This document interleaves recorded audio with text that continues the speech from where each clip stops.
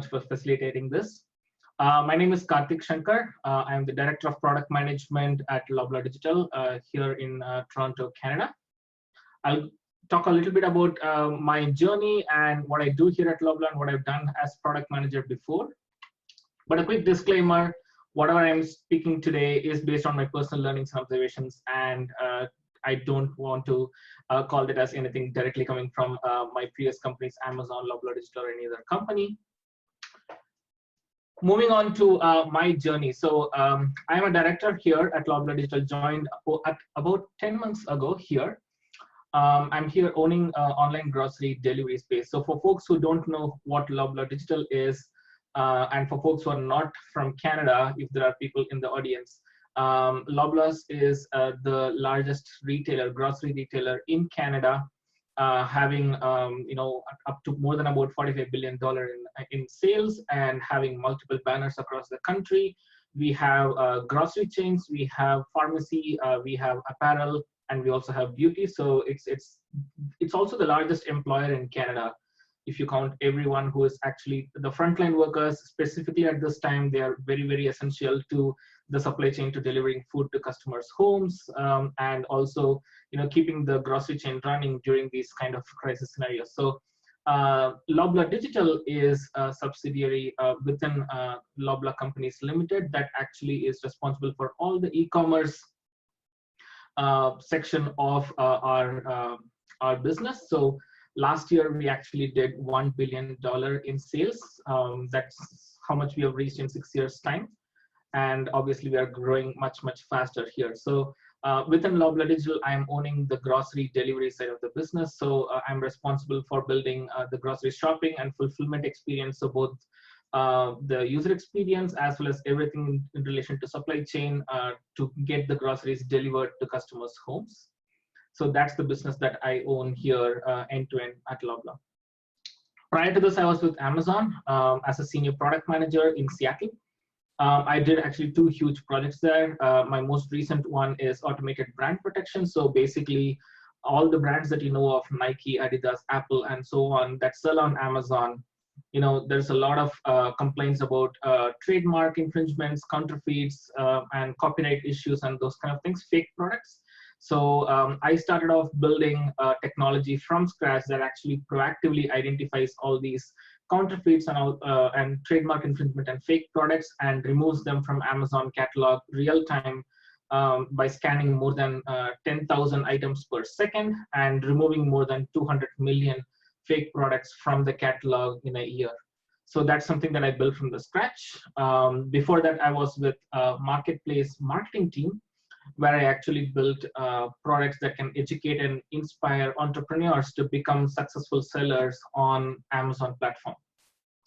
So that pretty much sums up my product management experience. Prior to that, I was a consultant. I did my MBA from University of Michigan, and I also have some software development experience at Goldman Sachs. And moving on, today's topic is customer obsession, or my title is actually How Great PMs Obsess Over Customers. So just wanted to start with this. If I say every product manager and every organization will claim that they're customer obsessed, that's actually true. No one would deny that.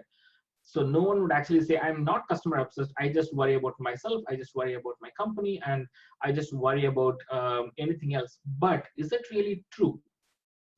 On a day-to-day basis, are we really, really being customer obsessed? So here are other things that we actually obsess over instead of being customer obsessed, right? So sales. So a lot of us are obsessed over sales. Marketing. So traffic, how many people actually come to my website? Signups, how many people actually create accounts? I want to build a cutting edge technology. I am extremely worried about the competition. So what's competition doing? What is that company doing? What is this company doing? Product managers also obsess over perfection. So I need this to be exactly perfect. I need the best product out in the market. And until then, I'll just be obsessed over that. Visual appeal. How does it look? Does it look beautiful? And all of this. So are all these obsessions bad? Absolutely not. But what's more important is doing right by the customer is actually the foremost thing that we should all obsess about. All of this comes secondary. If we don't obsess about the customer, if we don't think about the customer on a day-to-day basis, no matter what we think about among this entire list, that's actually pointless. And the reason I say it's pointless is because it does not optimize and it does not set us in the right path for the long term. All of these are short-term obsessions unless these are all grounded with a customer-centric reality. So for example, let's just pick sales. If I am obsessing over sales, what could I do potentially? I could do vouchers, I could do discounts, I could do marketing, I could just give stuff for half the price and so on, right? Or I could just blast every nook and corner of the world with marketing to get the sales up. But is that sustainable? Is that something that you can repeat over and over and over again, year after year after year, and continue to retain and grow the customer base if you're focusing just on sales? The answer would be no. You would reach a plateau or you would reach a decline, basically. So what makes customers stay? What makes customers be loyal to you for a long, long, long time? Exactly how Netflix does it. You get onto Netflix, you stay with Netflix. You become an Amazon Prime member, you stay with an Amazon Prime member. So what actually makes customers stay is the customer obsession. So someone who I spoke to about a month ago told me PM's job is to identify product features and backlog and manage sprints, whereas the strategy is set by a leadership team. That's where the mistake happens. That's the first place where there's a disconnect between what a PM thinks they should do versus what a PM is actually supposed to do. PMs are supposed to start from the customer problems, understanding the customer problems, and then working backwards from that to actually find the solution. And that should form the strategy of the organization. And that's what is actually a product-led organization. And in the upcoming slides, I'm going to talk about how exactly we as PMs can do that. So how to be customer obsessed? It's basically 5 questions. It's very simple. So this is nothing new. I did not invent it. This is basically something I learned by observing and by working at Amazon, and I'm continuing it to this day. So this is called the working backwards principle that we use at Amazon. So basically every product manager should start with the below questions. First one, who is the customer? What is the customer problem or opportunity? What is the most important customer benefit that we are trying to drive? How do you know what customers need or want? And what does the customer experience look like? Those are basically the 5 questions in that order that we need to actually solve for anything that we build as PMs every single day of our lives. So let's dive deeper into each of these. Let's start with who is the customer. So it's very easy to just say who is the customer. For example, for Amazon, customers are buyers, right? For Loblaws, customers are people who come and buy groceries. And is that sufficient enough? Is that sufficient enough as a product manager to define the customer? So there are a few things we need to keep in mind. First one is think broad, cover all possible types of customers. Think deep. What do you know about each of the customer? Do they all behave similarly? How do they interact with the existing solutions in your problem space? And can you identify patterns? Third, and the most important one that I always tell people, are there customers that you don't know of? Or people that you are today not targeting, but they exist who would be willing to use your product? I'll give you a quick example. So I was talking about what I did at Amazon, where I was responsible for building products that identify and remove counterfeits and fake products from the catalog real time. Who is the customer of that product? So brands, yes, Nike, Adidas, Apple, they're all customers. Sellers of those products are customers, because good sellers are people who are well-intentioned, and bad sellers are people who are fraud, but I should be able to manage both their expectations the right way. So sellers are customers. Of course, the end purchasing buyers are the customers. And if I go a little bit deeper, if brands or sellers or customers are complaining about counterfeits, there's a whole team of investigators who are actually doing stuff manually to review and to respond to sellers, to respond to customers, and so on. So they are also my customers. Customer support team is my customer. So there's a bunch of customers who I should worry about when I'm thinking about a product. And then further deeper, right, when you talk about brands, there are big brands like Nike. There are small brands. There are brands that you don't even know of. There are upcoming brands that don't even have a trademark yet. They're just coming up with a name themselves. And there are sports franchises, there are relationships between brands, and so on. So who is the customer is actually one of the most important and most um, time consuming thing to figure out and understand, basically, before we try to solve a problem. But you should be careful that as you go deep, maintain the focus. It's very easy to go into the granular pieces, very easy to just cherry pick and make a very fitting model to understand the customer. That might derail you, right? It might end up in an analysis paralysis kind of a situation where you don't know which direction to head. So maintaining focus while you go deep to understand who is the customer is really, really important. In other words, what you're looking for when trying to answer this question is sufficient actionable clarity to move to the next step. And moving on to the next question, what is the customer problem or opportunity? So this is the next thing that we need to figure out. So what is the customer problem and what are we actually trying to solve? So understanding this is very, very important.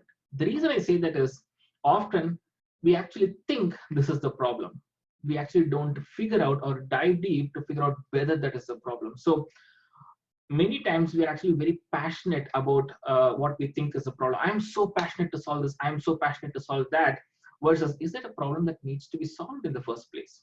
And what else is a problem that needs to be solved? So that's important. Otherwise, we are going to actually build solutions for non-problems. One of the examples is a company called Juicero that tries to make juice out of a very costly machine. That was a non-problem. No one wanted that product in the market.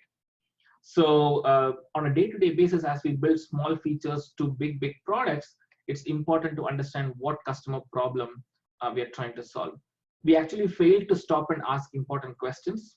We are inherently biased towards what we think is right. We do not prioritize, and we obsess over trivial stuff on a day-to-day basis, or we are bogged down by trivial stuff and bogged down by ideas that come from top down and so on. So you cannot solve all problems. So first thing we should realize that we cannot solve all problems in the world. We cannot solve all problems for customers within a specified amount of time. We have to prioritize what to solve, when to solve, and why should we solve. So basically what that means is actually asking what customer problems are we actually trying to solve? How important is the problem to the customer? And what is the size of the problem? How many customers does it affect? So if it is a new product that you guys are building, it could be opportunity. So turn a problem into an opportunity. How important is the opportunity to the customer? What is the size of the opportunity? How many customers does it actually affect? How do you validate the problem and its importance? How do you know that this is actually the problem? And what are the alternatives available to customers today? So if it's a problem, then it means that customers are somehow doing whatever they have to do, but most probably less efficiently. So diving deep into finding out what is the current alternative available to customers. So it's really, really important to spend a lot of time. Here at my time at Loblaw Digital, I actually spent my first 4 to 5 months just on this question. What exactly is the problem I'm going to be solving as a director? What sets the product up for success long term? What problems should I solve today that will actually be true in the long term and actually scale what I'm trying to do? So that's basically what I focused for 4 months, and that's how much time it took for me to figure out. And I'm doing this still. I'm doing this on an everyday basis. Which value proposition is the customer not getting today? How painful is it for the customer to not get that value proposition? And how many customers am I affecting by not giving this value proposition? That's basically what I'm trying to figure out when I go deeper into what is the customer problem or opportunity. Brands in the Amazon world where I was working with brands sometimes don't know what their problems are. For example, one very famous brand actually came and told me, remove all that looks like my product. But what they were actually meaning to say is remove every product that actually has my trademark or my logo in it. So how many such brands have that problem? Or is there a different problem altogether that is actually more prevalent in the industry? So that is the step we are trying to figure out. Problems A, B, C, D, E, and here are all the different sizes of the problems that we are actually having that will help us in further prioritizing what problem to solve first, what to solve next, and so on. So spending a lot of time in this step is very critical to figuring out what we need to build as a product.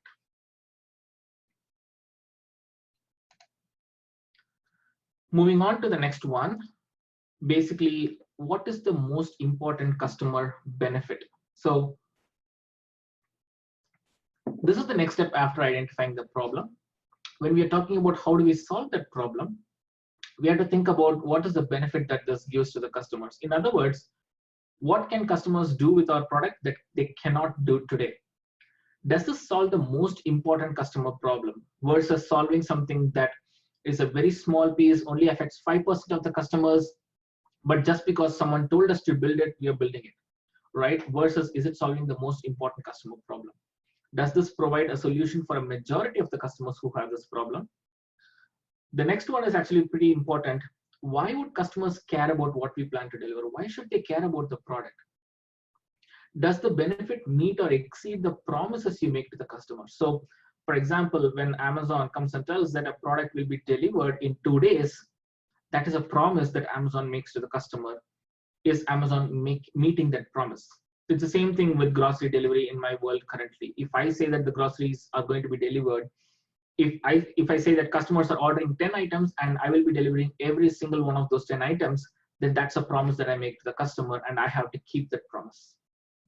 The final one, again, going back to whatever it is, whatever the benefit it is, will it be long-term, sustainable, and scalable? Can Amazon, for example, deliver that 2-day promise for the foreseeable future in a sustainable way without burning themselves, and in a scalable way, working across multiple regions, multiple countries? Doesn't matter if you're in a metropolitan city or if you're in the suburbs or if you're in Alaska, the promise made is promise kept. Is that really true for the long term? So, for example, let me talk about this, right? Optimizing for the long term. I'll give a quick example. Let's say you're actually a PM that focuses on a web portal, and specifically within the web portal, focusing on the step that actually says create a new account. So you are a PM that actually works on the account creation piece of the web experience. Now, the metric that you would be looking at most probably would be traffic to account creation conversion rate. So among X people who come to the website, Y people actually create an account. I'm done.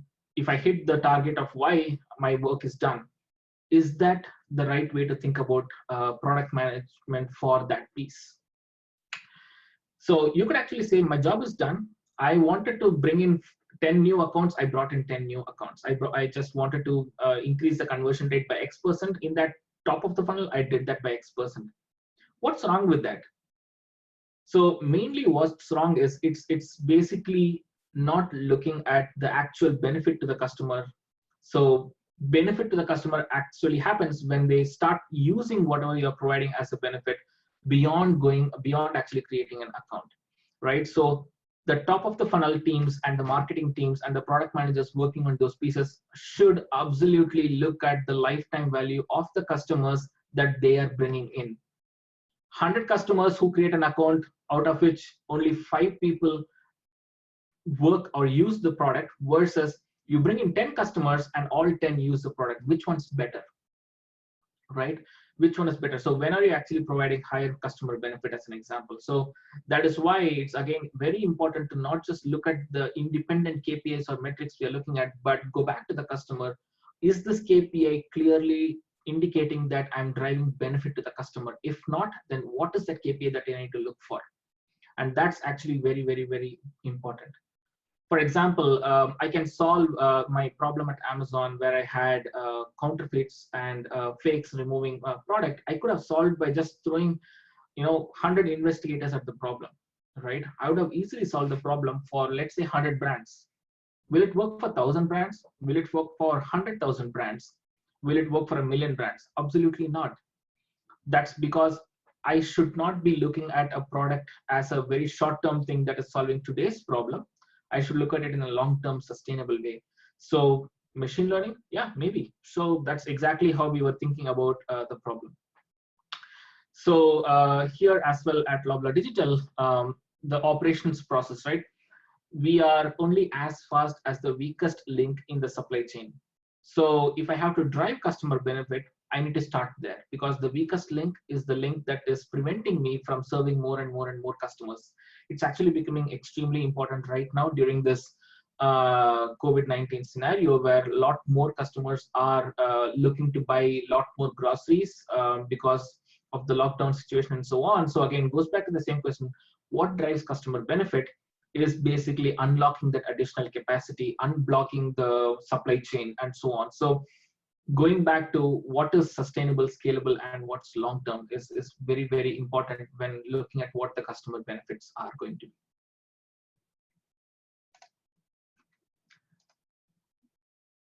The next piece is, how do you know what your customers need or want? So we talked about validating the problem, but here we are actually looking at validating whether this is the solution, right? So have we made sure we are not focusing on something that is hard and small, very small increment, but it took X number of days of work to get it done, versus something that is even more impactful and maybe simpler to achieve. The second question is kind of important. Does history support our current confidence in the plan? Every organization has seen failures. Every product organization has seen failures. What are we learning from that? And can we reference something in the history to see whether we have the confidence in the plan right now? If it has failed in the past, what differently are we doing right now, right? How to perform an early validation of the hypothesis? What are our key assumptions in the analysis? And how much does it depend on unknowable customer behavior, which you don't know until you launch it to the customers? So those are the ways you should think about when you figure out whether you know what customers need or want, whether you're completely confident about what your customers need or want. There are multiple ways to do this.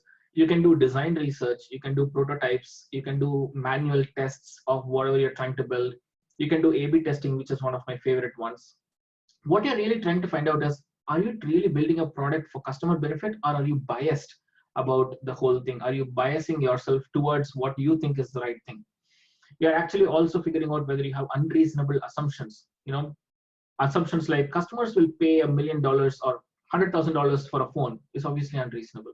So repeating historical mistakes. So figure out these things, and that's why you're actually spending time on figuring out whether you really know this is the solution that your customers want through tests. Now, despite this, you might fail for sure. Products that have failed, we cannot go back and say they never looked at validating. They might have done. Despite this step, you might fail, but that's fine. At least doing this will ensure that the probability of you failing is lesser, and you will be right a lot of times than before. So that's kind of how you should think about this process. It's also very important to see how early in the process you're able to validate these things. You don't want to build something like Microsoft Office. If you're a product manager for Microsoft Office, you really don't want to keep on building for 4 years and then launch to customers and see whether it's working or not. What are the abilities you have under your control where you can actually test something, is it working or not, and feel free to go backwards if required. If something is failing, you should not hesitate to walk your steps back. In other words, I like to say to product managers in my team, always build two-way doors. Do not build a single-way door where you cannot trace back your steps. Build two-way doors, and you should not hesitate to move back if you fail, right? Avoid, aversion to building and testing. So it's okay to build and test a little bit and then keep on doing that over and over again to iterate and build better and better products. Avoid testing as if you are a backend engineer. That's very important. When you're trying to figure out what customers need or want, test and validate like how customers prefer. In other words, I've seen in some organizations where all the testing, all the validations happen separately for, okay, let me test whether this backend works. Let me test whether the front end alone works. And that is not the right way to think. Think of it as a unit of improvement that you're driving to the customer. And what your job is to test that unit, not test simple, small components of those units, which might not come together when you actually launch to your customers. So those are some of the very key aspects in terms of validating whether you know exactly what your customers need or want. Moving on to the final question, which is, what does the customer experience look like? This is also key for product managers to figure out. Basically, the question is, why would customers actually want your product? Is the customer experience be defensible? Can it be defensible? Can you defend that this is the right customer experience for the customers? Why would your customer experience be differentiated? So how would customers think of your product as different in functionality and experience compared to something that is providing a similar benefit? How are you going to remain in customers' minds, and how are you going to pull the customer back over and over and over again and retain them, right? So that's very important to think about. Why would a perfectly informed customer in a perfectly transparent world choose your product? That's basically the question we need to answer. So are we building intuitive, clean, simple, easy to understand products for the customers? Are we being humble and respectful to our customers, right? That's also important. So when I say humble and respectful, it means that you're respecting the customer's intent. So if a customer is coming to Amazon to buy, Amazon respects the intent and makes it easy for the customer. Exactly the same thing with Netflix. If a customer is coming to Netflix to watch a TV series, it makes it easy and as expected to the customer. So that's basically being humble and respectful to the customer. Basically, what we are trying to figure out is, why should customers choose you? Give them a reason. Give them a reason to come back to you, and give them a reason to recommend you. That's basically how you should think about the product. And that all goes into actually building customer trust. So customer trust is the most important thing that we need to think about when we think about retaining the customer for a long term. So I'll give you a quick example. So if you must pick one North Star goal, just one goal for an online grocery shopping experience, what would it be? Which is basically what my job here is at Loblaw Digital. So when you think about it, would it be sales, profit, website traffic, number of orders, average order value? Average order value is basically amount people spend every order. If you buy $100 grocery, it's average order value is $100. Conversion rate. Oh, the most important thing, customer satisfaction rating, OSAT or those kind of ratings that a lot of companies have, or active customer base. So NPS is one other example of customer satisfaction rating. So which of these goals would be a North Star goal for an online grocery shopping experience? In my opinion, again, this varies by product, it varies with the problem you're trying to solve. But in my opinion, it is actually the active customer base. The reason I say that is, it measures how well I both grow and retain the customer base. Every other metric is important. I'm not dismissing them. They are all important to track. And on a daily basis, I do track every single other metric that is above. But this is the metric that actually drives long-term value. And if this metric is something that I hit, in my opinion, I'm actually hitting every other metric up there. Otherwise, I would not have an active customer base that is actually growing and sustaining. So that is why, in my opinion, for this problem, we have to pick the North Star goal. That would be it. And why is this important? Why is finding the right goals important? Because getting the right goal is very important as a product manager, and it sets the right focus for you to solve the problem. So that's kind of important. So basically, when we define an MVP, what does it mean to define an MVP? So we all talk about this MVP, most viable product, right? But what it actually means is shipping the most critical features that solve a real problem for a real customer who is willing to pay you to have that problem solved. So the most critical features is important. You are not shipping every single feature that the customer would have had in their wish list. You are shipping only the most critical features that the customer is expecting, and that actually solves a real problem for the customer, and they'll be willing to pay you for even the MVP product.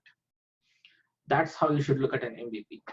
And what it means is exactly what we spoke about throughout this entire conversation. It's basically knowing the customer really well, knowing the customer's problems really well, prioritizing the problems, identify the viable solutions, prioritize the solutions, build, launch, test, learn, and iterate.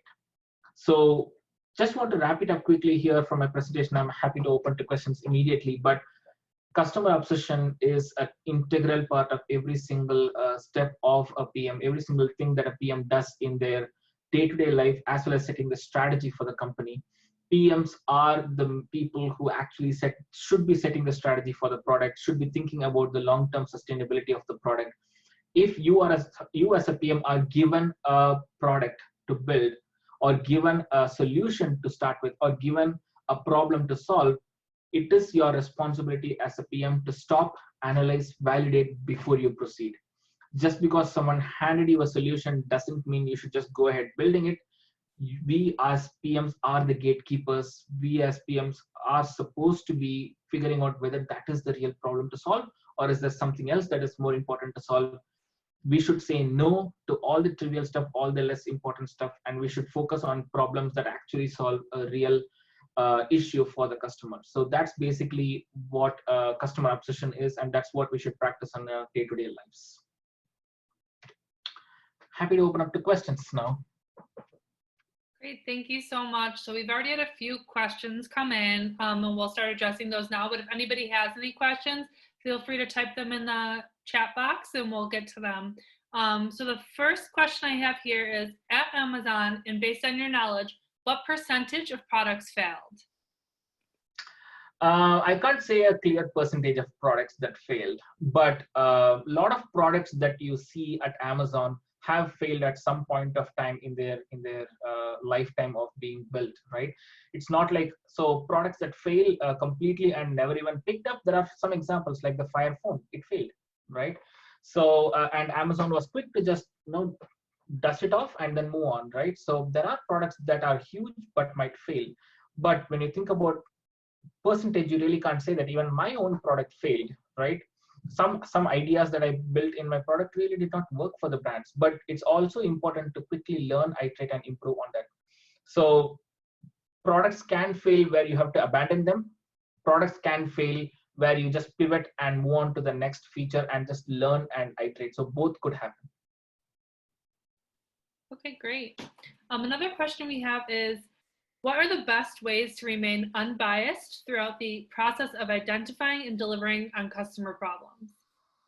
Awesome. It's a good question to remain unbiased. I have a few ideas here. Number one, assume everything might fail. I mean, this might sound a very pessimistic view, but it's very important to be a critical thinker of your own product and solution. So what if this, so first thing is, what if this step fails? What if that step fails? What if this is wrong? What if that is wrong? Assume everything might go wrong, then figure out which one, if goes wrong, is actually the worst thing for you and try to fix that, right? And if you yourself cannot do it, then find someone who is completely no idea about what you're building and use them as a devil's advocate, right? So one thing that we do at Amazon is, whenever we come up with ideas for solving a problem or ideas for a product, we write something called a working backwards document. We write something called, it's basically a PR FAQ format. You can Google to figure that out. So PR is a press release. So press release is thinking forward, how many, so whenever you're actually going to launch the product, so let's say now is April and you're going to launch something in December, assume you're actually going to talk to the press in December. Write a press release that talks about the customer benefits and supplement it with all the FAQs. Why is this a customer benefit? Is this financially viable? How will you present it to the customer? What's the customer experience? Just address all of those FAQs, similar to what questions the press might ask you when you launch that product, right? Now, what we do at Amazon is now take this PR FAQ and go and review it with multiple leaders, especially outside of our immediate circle of product managers, so that they can give you an unbiased view about what you're thinking about. So that's the second thing. Third is always, there's a terminology called dogs not barking. So that basically means that whenever you're trying to build things, keep in mind that there may be dogs that are not yet barking that might start barking once you launch your product. So as long as you keep in mind that you have to constantly think about, what is it that I'm missing? Could this fail? Could that fail? What is the dog that's not barking in the room here? So that will also help us in removing some bias from ourselves. Great. So the next question we have is, as an aspiring PM, how do you advise me to validate the problem in a space I'm unfamiliar with? So when you're talking about validating a problem in a space that you're unfamiliar with, you can go back to some of the known ways of doing things. For example, doing focus groups, speaking to the customer. Actually, let me start there. So number one, if you're building a product where you cannot actually talk to the customer, figure out a way to talk to the customer. I would be surprised that there are products out there where you cannot talk to the customer. So start talking to the customer, figure out what they feel about the product. Start looking into the data, look into all the historic data that you might have. If it's a brand new product, look at all the secondary research that's available out there. Do your own primary research. Focus groups are good. Surveys are good. So find out ways in which you can validate whether the problem exists and how big the problem is. So those are some of the ways you can actually do it. And this is not just at the problem level. These tools can also be used when you're actually trying to come up with a solution. They can be used when you want to test and iterate and learn and all of that. So both talking to customers, primary data, secondary data is all very helpful in validating a problem, even if you're in a space that you don't know. And most importantly, as a PM, our job is to not solve a specific problem for our entire life. We are not going to be, it's not right for us to think of ourselves as, I'm a mobile PM. I'll only work on mobile products and mobile problems for my entire life. As product managers, we are here to solve problems in a very structured and a very methodical way that can be transferable to some other problem today, tomorrow, some other problem the day after, and so on. So as long as your approach to problem solving is right, it doesn't matter if you're in a domain that you have absolutely no clue about, you will succeed there. For example, at Amazon, my first product was in the marketing team. I was a product manager within the marketing team. My second job was in brand protection. I had no clue what trademarks meant, no clue what copyrights meant, but I had to solve the problem. Then I'm now in the domain of a grocery. Grocery has nothing to do with trademark management and machine learning. Machine learning, yes, but trademarks and copyrights, not much. It has more to do with operations, supply chain, the frontline workers, the people who are actually transporting stuff from one place to another. It's completely a different domain, but it's always important to take a step back. The questions that I pose today are very generic questions, and that they're meant to be generic for a particular reason, to abstract yourself out from the problem and apply that to any problem that you want to solve. Great. Our next question is, what question do product managers tend to answer incorrectly? If you're not seeing positive results after going through the process, what question do you need to revisit the most? The first question. So first question and the second question are pretty much tied together, but basically, how much do you understand the customer, right? We will answer that incorrectly a lot of times in our lives as a PM if we don't focus on it the right way. So who is the customer and what is the customer problem? So who is the customer? The mistake we do generally is not diving deep into that problem. We actually think, for example, grocery delivery, who is the customer? Of course, it's people who order grocery deliveries. So amazing. But when you dive deep, you will actually understand the patterns of how they're actually shopping. For example, I'll actually talk about grocery pickup, which is actually a bigger business for Loblaw Digital than delivery.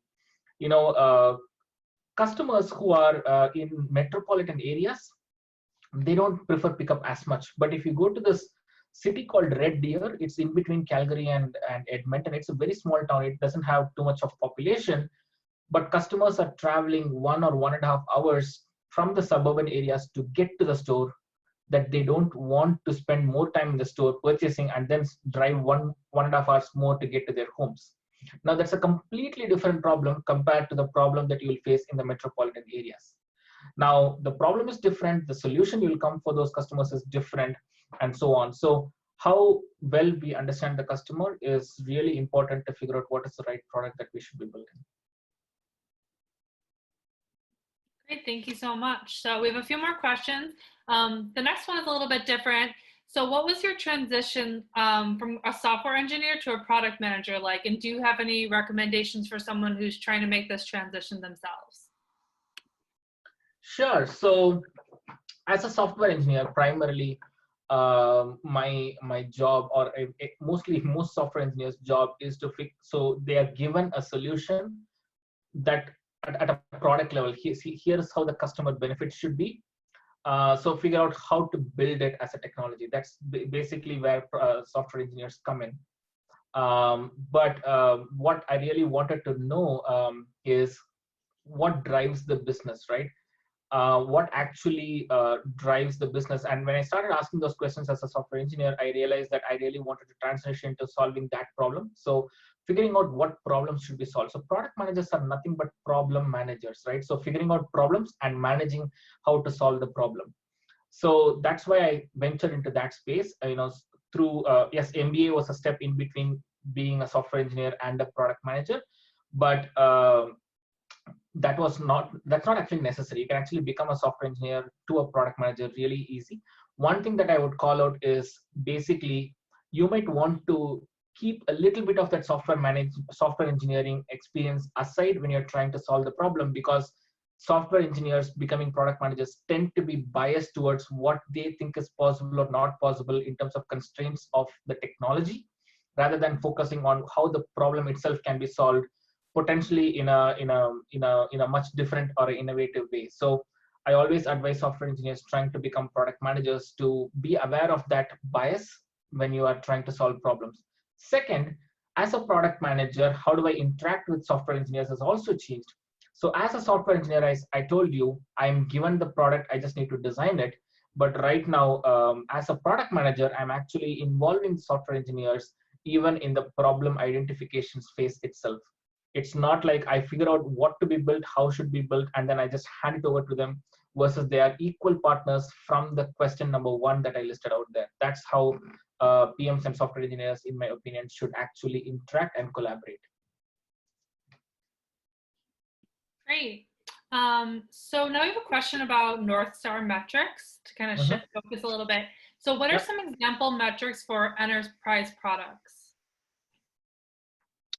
So for enterprise products, I think one of the most important metric, again, going back to long-term sustainability of customers, is how many customers are you retaining over time? If your enterprise product is a subscription model, right?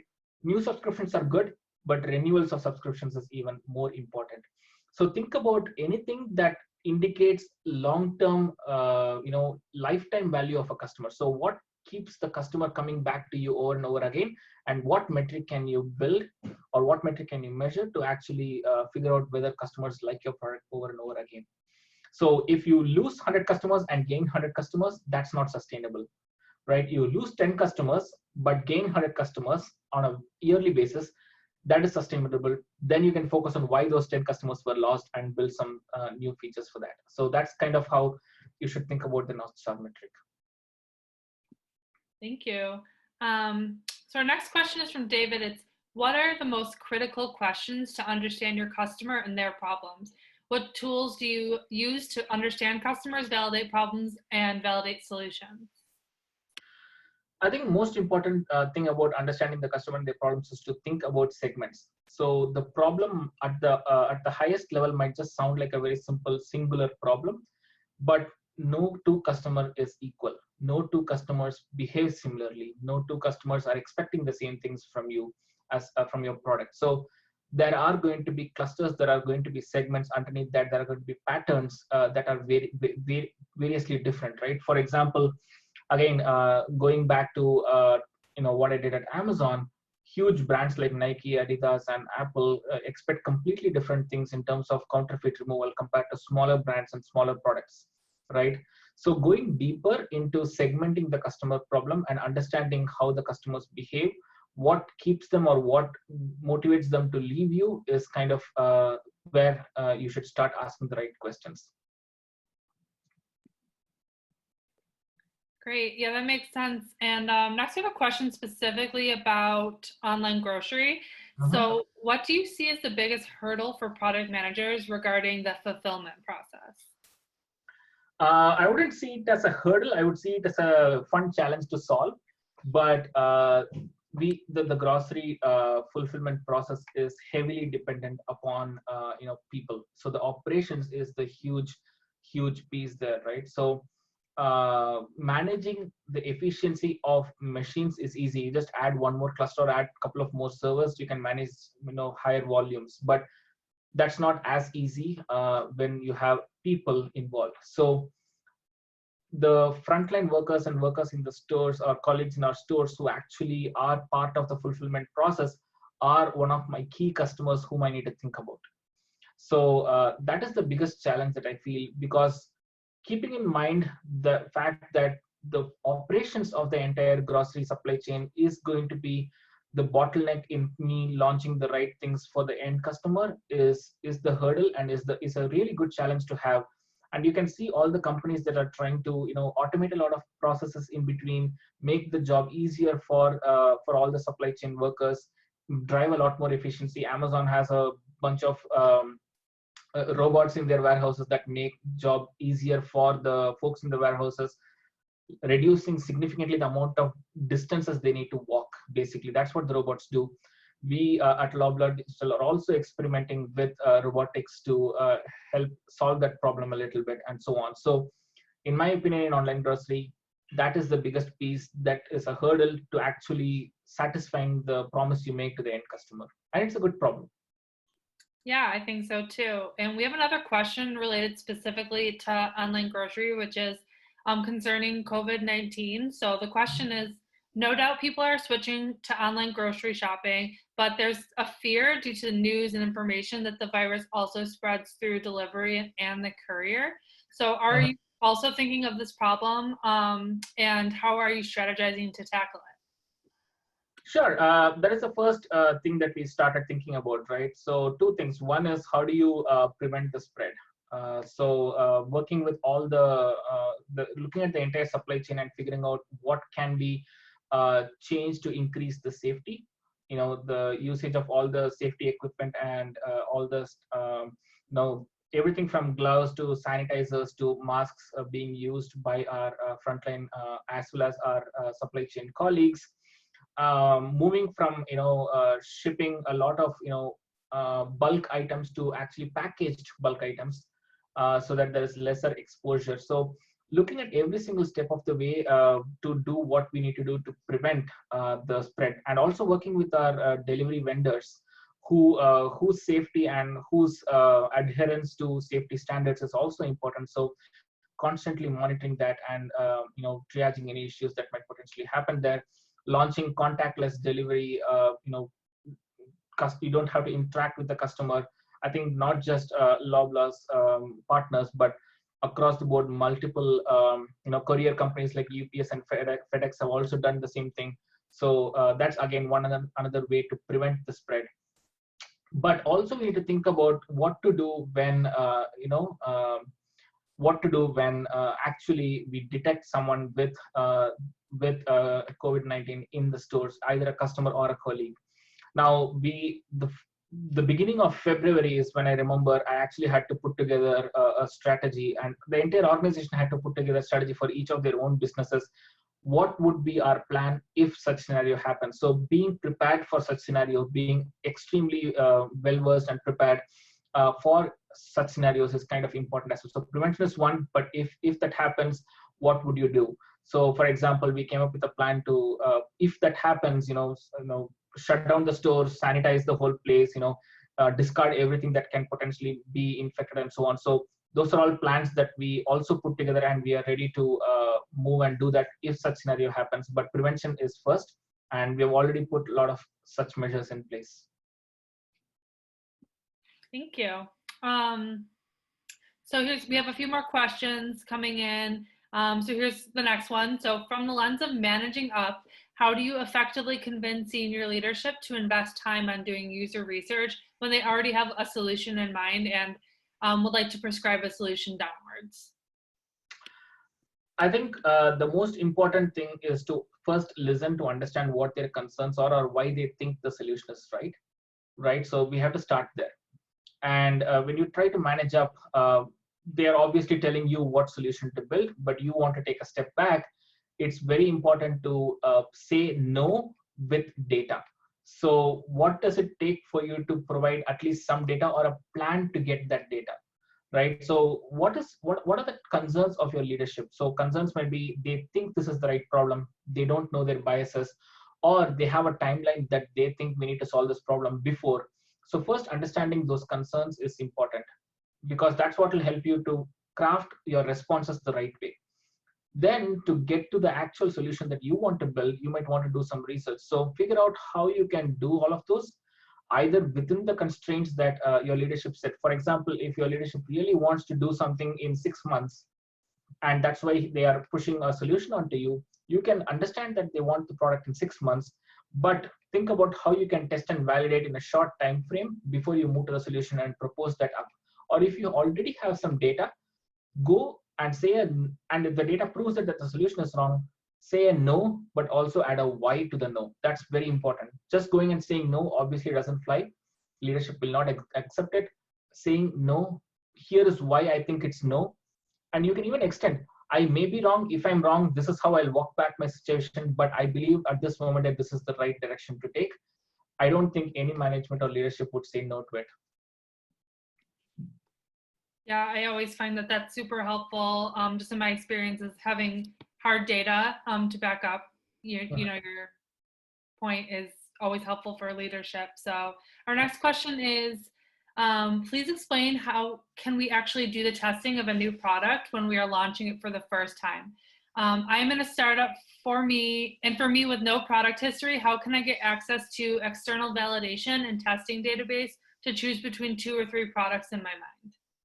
Okay, so if it's an online experience, for example, it's a web portal or something like that, there are portals like usertesting.com where you can put together prototypes and test various features. So that's one example.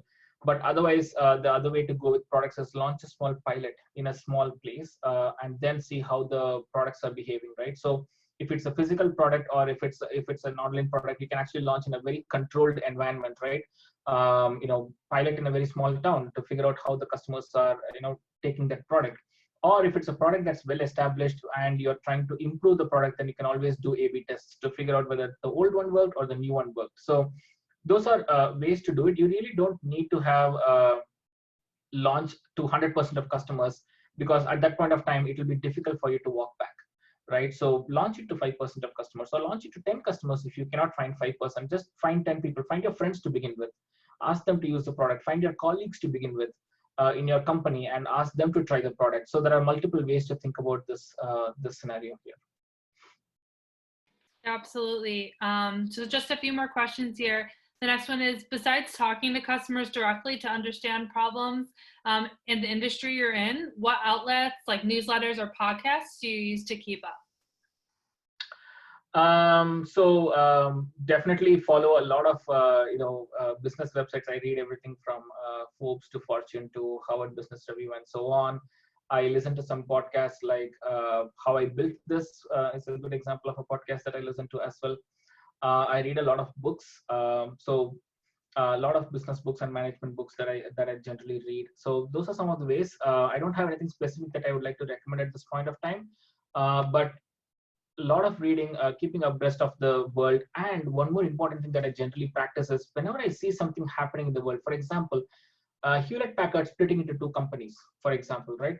Then I actually go back to think about why would they have done that? Why did they do that? Before I go and read the rest of the article to actually validate whether my assumptions were right. So one other example is Tesla's Cybertruck that they recently showed a prototype, right? Before I read through the entire article as to what thought process went into Elon Musk's head, I actually tried to figure out what thought process could that have been, right? Putting myself in the place of the product leader of that product to figure out why would I have built this product? What customer problems am I trying to solve? And then go back to the rest of the article in whichever news it is to figure out, is that true? Or read Elon's interviews, or look at some of those things to figure out whether is that really true. So those kinds of ways are how I actually keep myself updated. It's not just reading, but also taking it as a test of myself and test of whether I'm thinking in the right direction and validating it later. No one's going to observe me. No one's going to test me. It's my own thing. Maybe I can do it in like 15 minutes, read about it, think about it, read about it again, and see if it's right.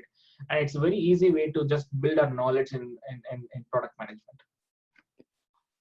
Yeah, I love that, like testing yourself and your knowledge. That's always a great way to build and maintain your skills.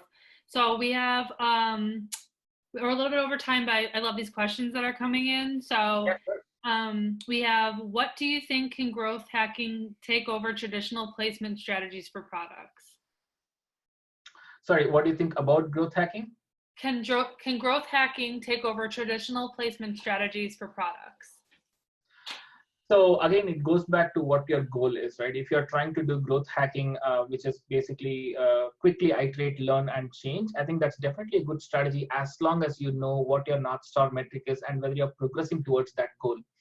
So traditional placements are fine as well. Again, going back to the same thing, can you drive towards the actual goal of customer success and long-term value, and how fast you do it? So definitely growth hacking is good, but it has to be focused towards the right metrics and seeing whether the metrics improve. And the metrics should not be just the top of the funnel. That's very important to keep in mind. Absolutely. And we have one last question, and I think this is a great one to end on. So what will the role of product management look like 10 years from now?